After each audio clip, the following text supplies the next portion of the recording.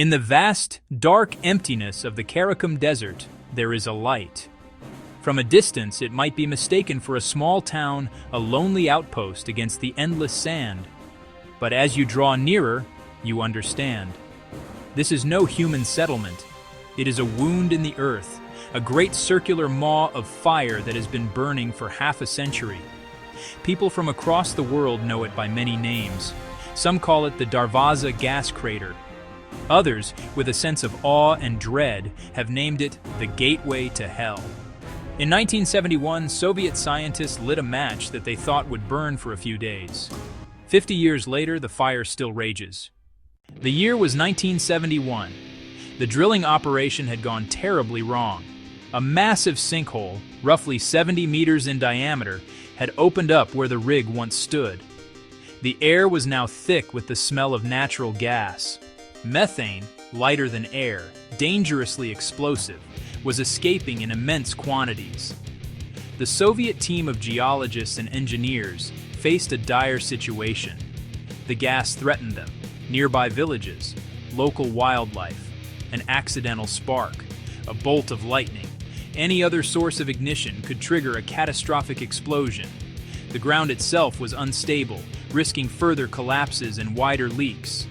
A decision had to be made, urgently. The team gathered, debating how to neutralize the danger. They needed to contain the gas, prevent it from spreading across the desert floor, prevent it from accumulating in low-lying areas. The most direct solution presented itself: burn it off. A controlled fire seemed far safer than an uncontrolled cloud of explosive gas. A fire would consume the methane as it escaped, converting it into carbon dioxide. Water vapor. It was common practice in the oil and gas industry. The geologists believed it would be temporary. They estimated the gas pocket was substantial but finite. It would likely burn out within a few days, or a few weeks at most. It was a calculated risk. A simple, powerful tool: fire. With shared resolve, they proceeded. Someone lit the gas. The crater erupted into a column of flame. The fire roared to life across the crater. Days turned into weeks. Weeks turned into months, and then years. The geologists' calculations had been wrong. The reservoir was not a small, isolated pocket. It was immense, one of the largest in the world. It was connected to a far more complex underground system. The crater had become a permanent vent, a direct conduit from the subterranean world of fuel to the surface. The flame they had lit to solve a short-term problem found a seemingly endless supply of sustenance. The persistence of the flames is a matter of geology. Porous rock and sediment saturated with methane. As the gas burns, pressure in the reservoir below drops slightly. That pressure difference draws more gas upward, creating a continuous, self-sustaining flow. The intense heat bakes the surrounding earth, creating new fissures and pathways, a process known as thermal fracturing. It is a vicious, fiery cycle. Over decades, the crater became local legend, an international curiosity. It earned the nickname Gateway to Hell, a name that captured the public imagination. A fire that could not be quenched by rain, wind, or the simple passage of time. This accidental monument stood as a powerful symbol, immense power beneath our feet and the cost of miscalculation. The crater burned on, a silent, roaring testament that sometimes the earth has the final say. A fire lit by man, but sustained by nature. To stand at the edge of the Darvaza crater at night is to witness a scene of primeval power. The crater itself is a vast, gaping hole, approximately 230 feet across and over 60 feet deep. Its rim is a crumbling, blackened precipice of scorched earth and sand, brittle from decades of unrelenting heat. During the day, it is a shimmering pit of heat and smoke, but it is at night that its true character is revealed. An inferno of reds, oranges, yellows churns within its depths. Tongues of flame, small and flickering, great roaring columns, leap toward the dark sky. Flames paint the clouds above in a hellish, beautiful light. The sound is as overwhelming as the sight. Not the gentle crackle of a campfire, but a deep, continuous roar, like a jet engine that never powers down. The heat is a physical presence. Even standing dozens of feet back, you can feel it on your face and on your hands. The air smells of sulfur and burned earth. It is a multi-sensory experience, ancient and industrial, natural and profoundly unnatural. The desert around it is a world of stark contrasts. Quiet beauty, endless dunes, sparse vegetation, extreme temperatures. By day, the sun beats down relentlessly. By night, the temperature plummets. Yet just a short distance from the inferno, the desert returns to normal. The silence of the sands stands in stark opposition to the roar of the fire. Scientists use tools that see beyond visible light. Infrared cameras reveal astonishing heat. Thermal maps trace the flow of energy with searing precision. They measure escaping gases, confirming immense methane being consumed and released. Geologists study the crater's unstable rim, warning of collapse. For them, not a gate to another world, but a fascinating, dangerous geological phenomenon, a rare, large-scale window into deep Earth processes, combustion, geology, extreme environments.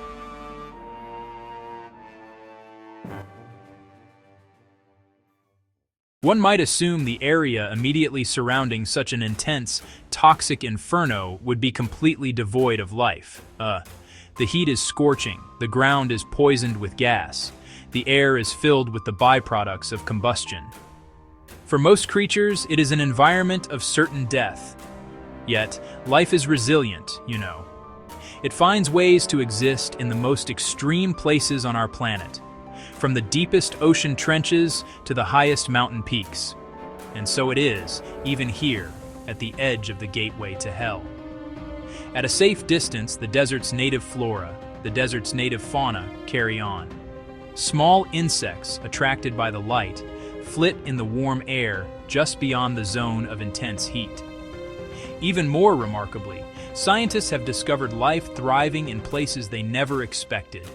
In the soil near the crater's rim, where temperatures remain elevated, where gas concentrations are high, certain microbes have been found. These are not ordinary bacteria. They are extremophiles, adapted to survive and flourish in conditions lethal to most other life forms. Some of these microbes are new to science. They metabolize the chemicals in the gas-rich soil, carving out a niche in this bizarre ecosystem. Studying them offers clues about how life might exist on other planets with harsh, methane-rich atmospheres. For humans, the crater has a different kind of pull. From obscurity to internet fame, it became an unlikely tourist destination. Adventurers, photographers making the long journey into the heart of the Karakum Desert. They camped nearby, tents silhouetted against the glow.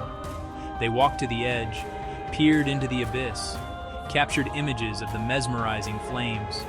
This tourism, however, was always fraught with danger. No safety rails, no designated platforms, no rangers. The ground is unstable, collapse is ever present. A sudden wind could blast superheated air or toxic fumes. For many years it was treated as a curiosity.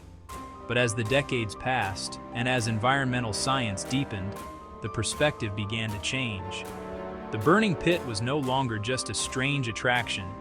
It was recognized as a significant environmental problem. The primary concern was methane. While the fire consumed a great deal of the gas, the combustion was incomplete.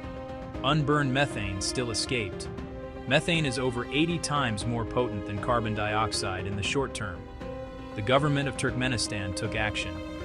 In January 2022, then-President Gurbanguly Berdimuhamedov ordered experts to find a way to extinguish the fire for health, environment, and to stop wasting a valuable resource. With the presidential mandate in place, Turkmen engineers and scientists got to work. After extensive theoretical studies, a clear strategy emerged. The plan was not to fight the fire at the surface, but to cut off its fuel supply from below. The key was to divert the methane before it ever reached the burning pit. To do this, they would need to drill again, a new, carefully angled well near the main crater. This well would intercept the same underground gas deposit that has been feeding the fire since 1971. Once operational, it would act as a relief valve, drawing gas through a controlled channel. Reducing reservoir pressure would slow and eventually stop the upward flow of gas into the crater. It addressed the root cause and turned a problem into a resource. Captured methane could be collected, processed, and fed into Turkmenistan's national gas infrastructure. The project moved to the approval stage, with practical implementation on the horizon. Drilling in unstable terrain demanded extreme caution, heat, wind, sand, and absolute precision in the new well's location and angle. A miscalculation could fail to divert the gas or create new, unpredictable leaks. Methodically, carefully, they set out to correct a mistake left unaddressed for 50 years. The world watched, waiting to see if they could finally close the gate. Well, it was, a tense moment for everyone involved. As the plans to extinguish the crater moved forward, something remarkable began to happen. Even before the main diversion project was fully implemented, the fire started to change. Reports emerged that the intensity of the inferno was diminishing. Authorities in Turkmenistan noted that the size of the fire had been significantly reduced. This was not a sudden event, but a gradual decline observed over several years. Independent analysis confirmed the trend. Capterio reported a dramatic decrease in the crater's heat output, more than 75% by 2026. Satellite photos from August 2025 showed a solid sheet of fire reduced to a few isolated pockets. The endless inferno was breaking apart. The relentless roar was beginning to quiet. Engineers drilled several smaller wells around the crater. Those wells began capturing escaping methane. Each new well siphoned off fuel that would have fed the blaze, a strategy of 1,000 cuts, slowly starving the fire. The results were clear and measurable. By spring 2026, the site had profoundly changed. The overwhelming wall of heat had subsided. The continuous deafening roar had softened. While not completely out, the fire was a shadow of its former self. The gateway to hell was becoming a flickering memory.